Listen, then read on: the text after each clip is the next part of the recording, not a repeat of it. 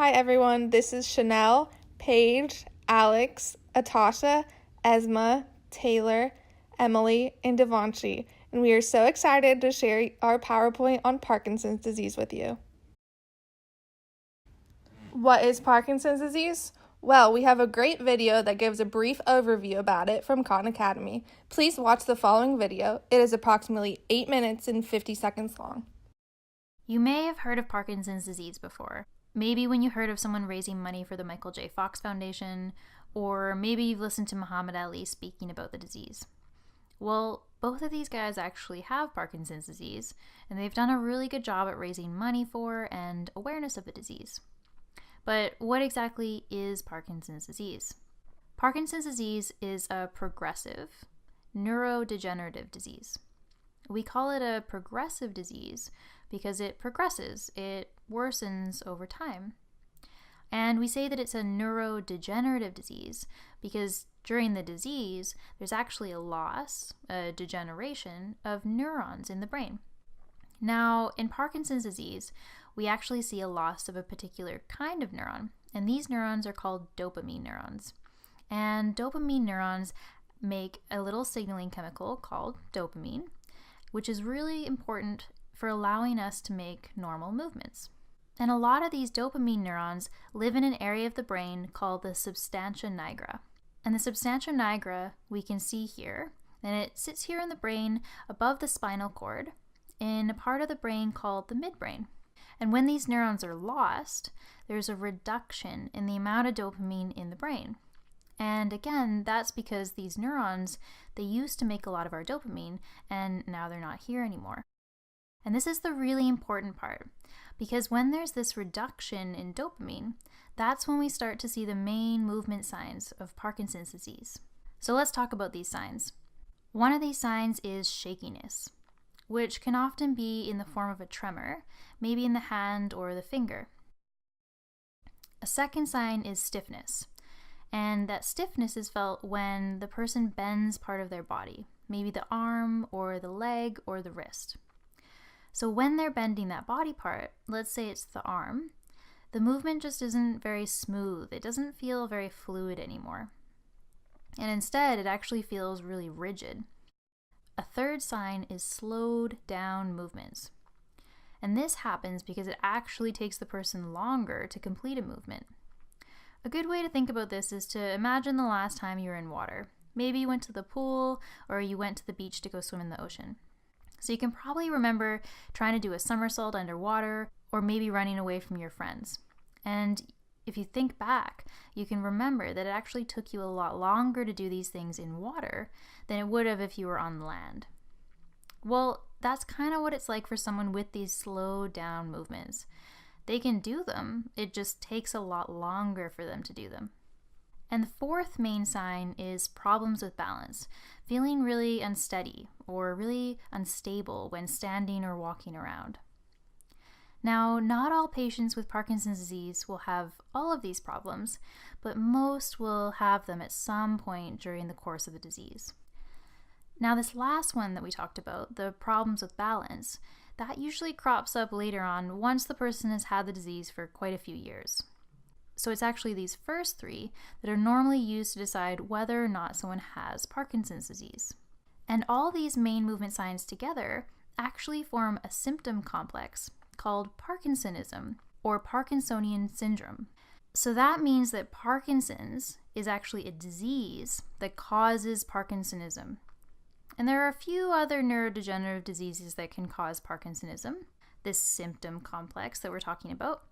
But Parkinson's disease is the most common. So because of this, we often call Parkinsonism caused by Parkinson's disease primary Parkinsonism.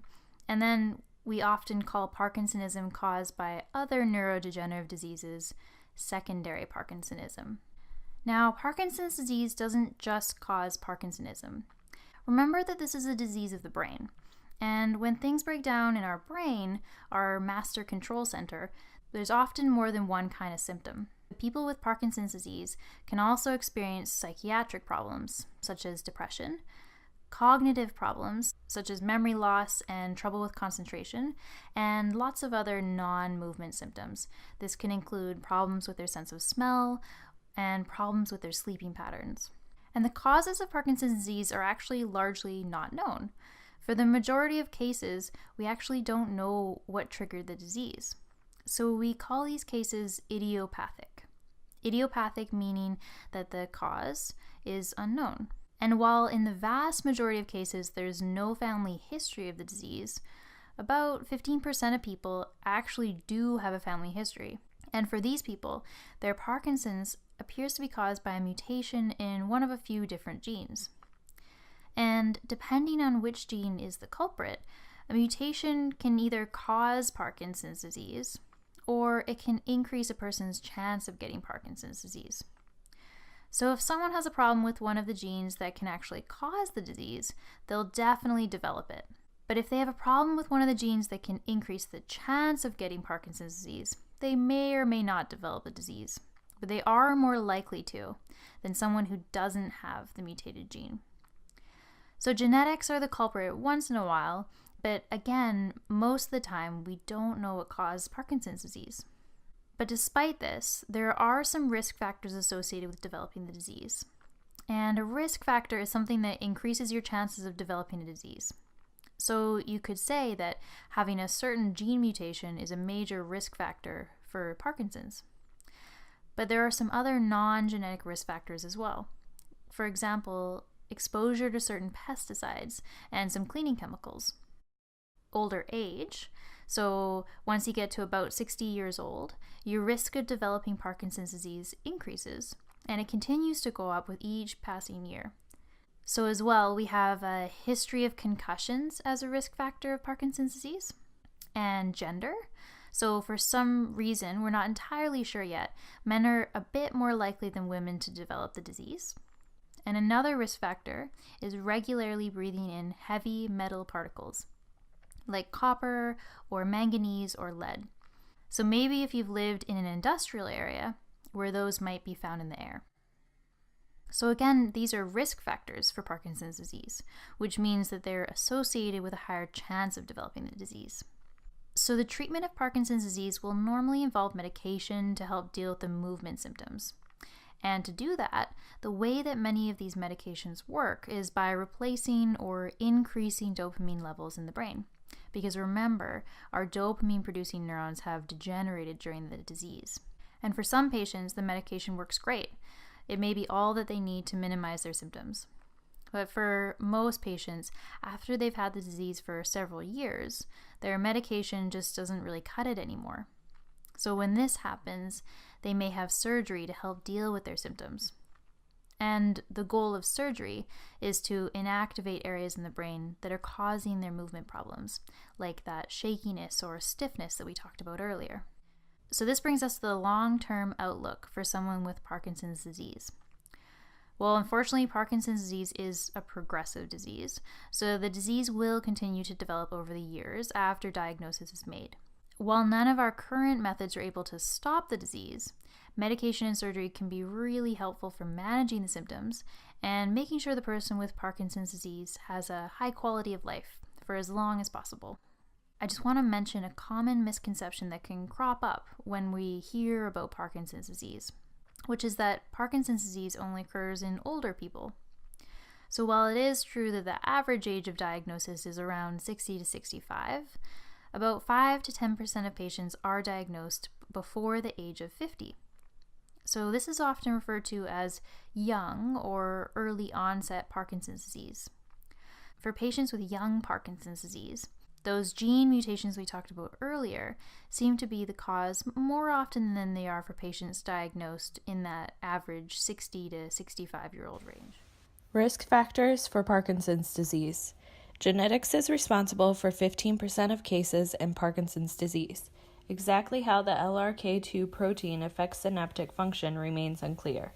The Parkin gene causes mitochondrial dysfunction, and the alpha-synuclein gene causes an accumulation of an abnormal protein called alpha-synuclein.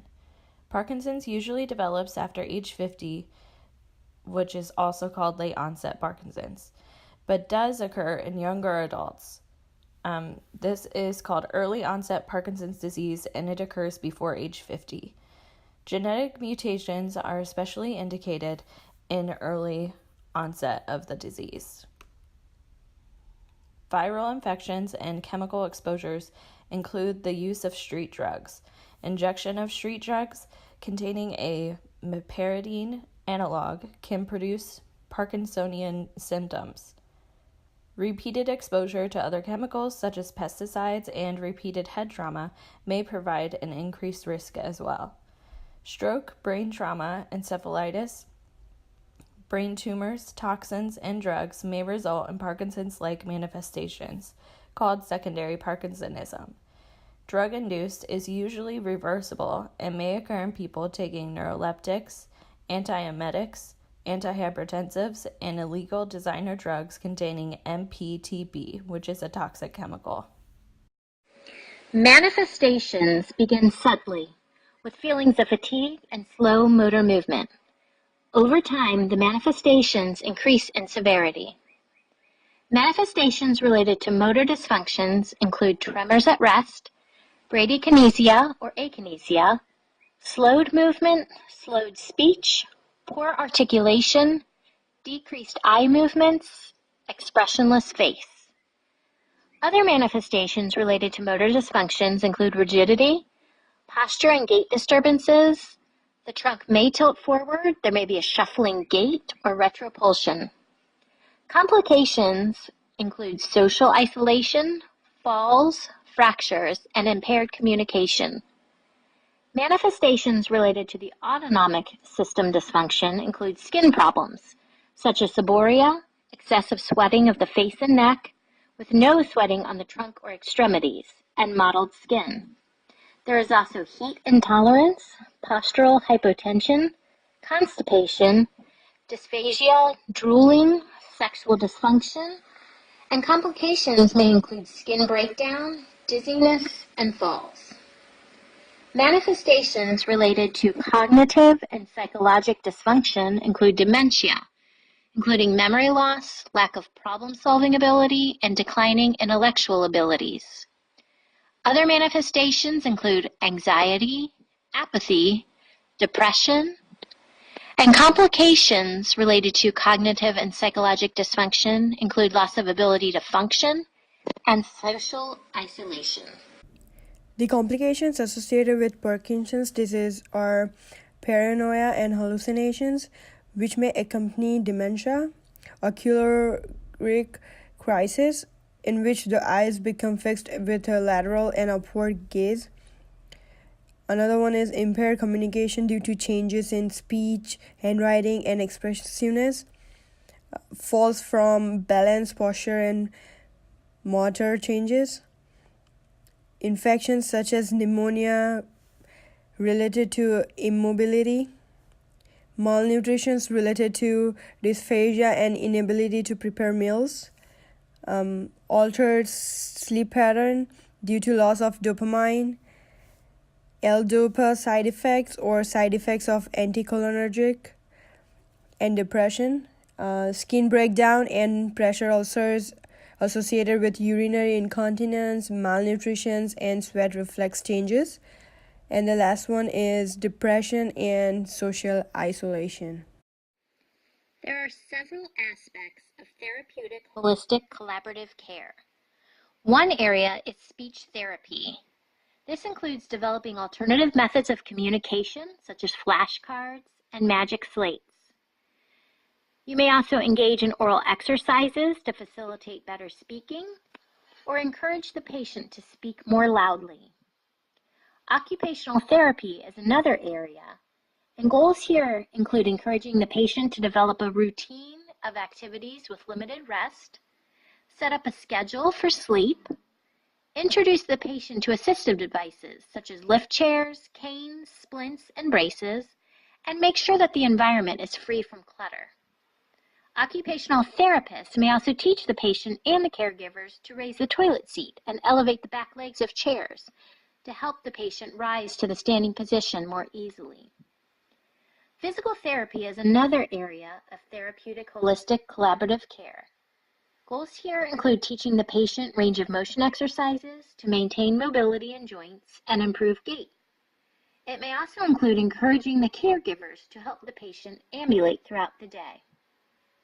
Finally, a consultation with a dietitian may be an advantage. This would include teaching the patient and the caregivers to prepare foods appropriate for swallowing function, such as pureeing the foods. It may also include encouraging softer foods or those easier to swallow. It also would include encouraging a diet that's high in fiber and also increasing the patient's fluid intake to about 3,000 milliliters per day. Finally, a dietitian may teach methods to eat that will decrease tremors.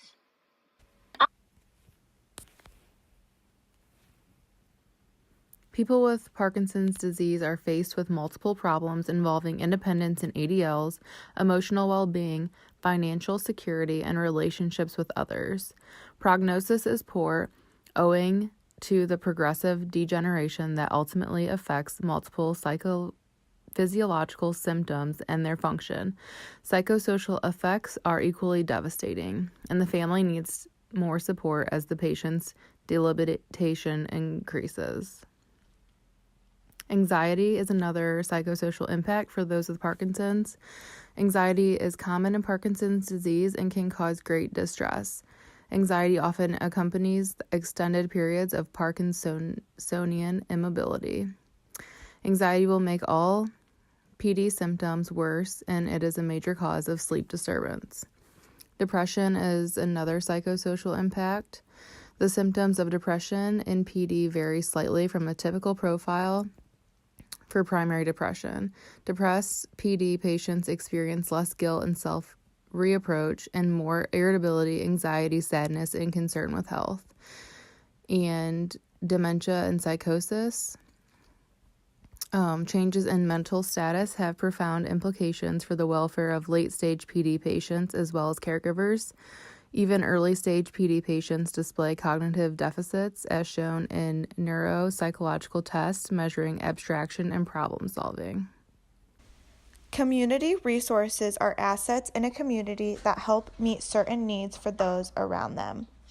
For example, some national resources are American Parkinson's Disease Association. So what this association is a grassroots advocacy organization for those who suffer with Parkinson's disease as well as their families. Additionally, there are some national resources such as the Parkinson's Disease Foundation, the National Institute of Neurological Disorders, and the National Parkinson Foundation. Some resources around the area of Cincinnati include Parkinson's Disease Support Network, which is located around the Ohio area, the Kentucky area, as well as Indiana.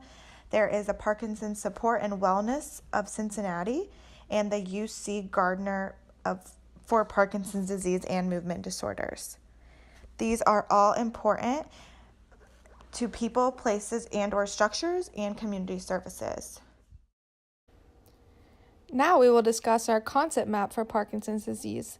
There are many aspects that are going to be discussed, such as mobility, cognition, oxygenation, perfusion, functional ability, sensory perception, and nutrition.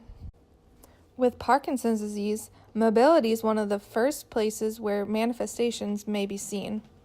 The patient may present with a tremor that is not intentional, bradykinesia, rigidity, posture and gait disturbances that progressively worsen over time.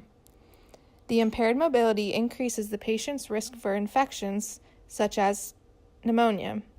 Further in the disease progression, the patient should be turned every 2 hours to reduce these complications. Another aspect in the disease process is cognition. Dementia develops in typically 1 out of 5 patients, or 20 to 33% of the cases, and the patient may present with confusion, memory loss, impaired judgment, and problem solving in addition to slowed thinking. In addition, problems with depression and anxiety may result related to the disease progression and further impairment in cognition.